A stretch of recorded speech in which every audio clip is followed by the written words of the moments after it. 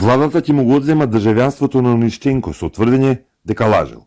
По затворената седница преку кратко соопштение од владата објаснува дека преку МВР ќе биде покрената постапка со користење на членот 14 од Законот за државјанство. Но овој член не се спомнуваат пропусти на администрацијата, односно потврдената грешка на вработени во Агенцијата за национална безбедност. Туку вината се лоцира во невистини и лажни исправи од барателот на државјанството, односно контроверзниот Олександар Онишченко.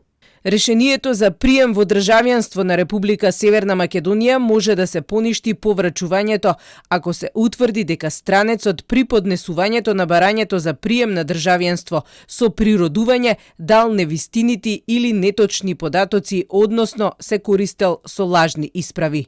Владата не објави која е лагата на Онишченко, но тоа ќе може да се исправи доколку се објави неговото барање за државјанство, кое не представува класифицирана информација. Барањето е поднесено преку Агенцијата за млади и спорт, а процедурата за државјанство на Онишченко ја покренале Спортската конјичка федерација и Македонскиот олимписки комитет МОК. Во соопштението на владата не е наведено ништо за пропустите кои биле утврдени во АНБ, а кои сам ги кажа директорот Виктор Димовски по првото продолжение на седницата на Собраницката надзорна комисија.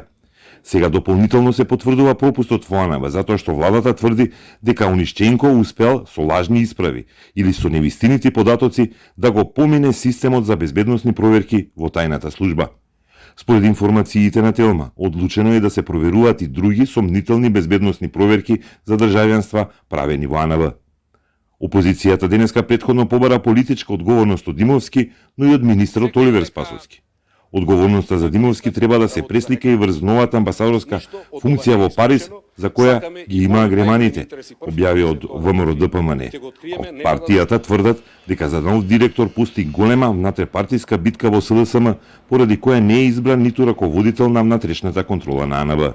Еден клан е близок до министерот за внатрешни, друг клан е близок до генералниот секретар на СДСМ, трет клан е близок до поранешниот премиер, четврти клан е близок до актуелниот премиер. 4 клана се борат во рамки на СДСМ кој да наметне директор на АНБ и затоа му го направија тоа понижување кое што му го направија на Виктор Димовски, да дојде на комисија за контрола на АНБ Јара, да предложи директор за внатрешна контрола и СДСМ, на која што партија и тој е член, бил и функционер во СДСМ, да не му направи кворум на Собраниската комисија, што е прв пат во историја на собрание. Онишченко, како што веќе објави КОТ во своето истражување, преку Скопска адвокатска канцеларија почнал постапка за отварање фирма во Македонија, која требало да се занимава со трговија со газ и енергенси. Работата со државјанството на Онишченко се забрзала во мај оваа година, откако било добиено уверување дека украинецот има искуство во трговија со газ и може да организира трговија по поевтина цена. Токму во тој период, поради санкциите, се појави проблемот со набавка на газ низ цела Европа и Македонија. Онишченко го поднел барањето за државјанство преку Конјичката федерација уште во 2020-та. Во ноември лани ги добил мислењата на АНБ, а по 6 месеци, сред енергетска криза, станал македонски државјанин за спортска намена.